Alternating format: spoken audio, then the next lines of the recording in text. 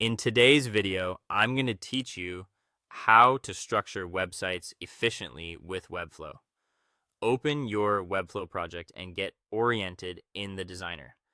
The goal is to build a predictable structure so your site stays scalable as it grows. Start by selecting the page wrapper. This is your top level container that holds everything on a page.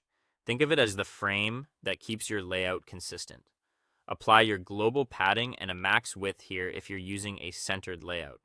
You can also set the base background, grid, or flex alignment and overflow rules at this level so the rest of your content inherits clean constraints.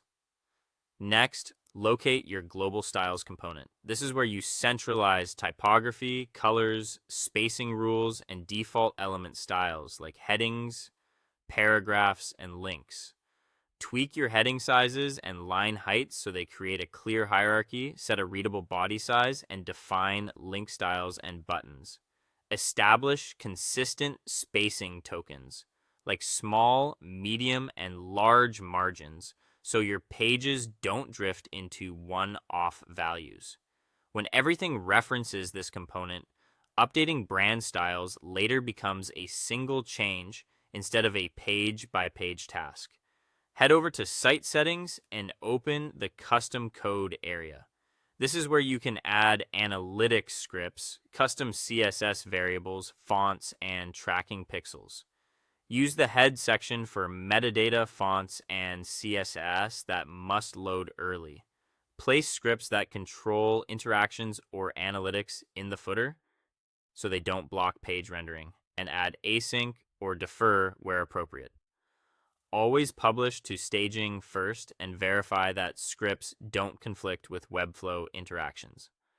Back in the designer, select the navbar.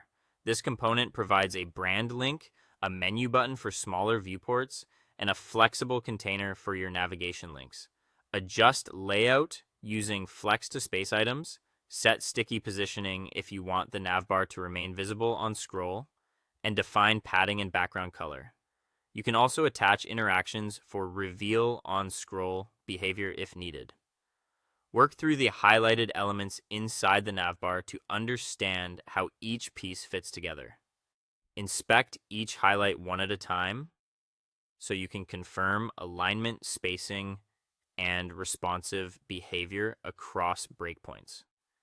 This review helps prevent issues when the menu collapses on tablet and mobile. Open the navbar menu and check the highlighted items there as well. Configure the open state, set the background, define link spacing, and ensure the menu animates smoothly. Make sure keyboard navigation is supported and that your menu button has clear, accessible labels. Finally, select a navbar link. Set the typography, hover, focus, and current states, and connect it to the correct page or section. Keep link naming consistent so your navigation remains clear. Congratulations, you've set up a clean, scalable Webflow structure that's easy to maintain and extend.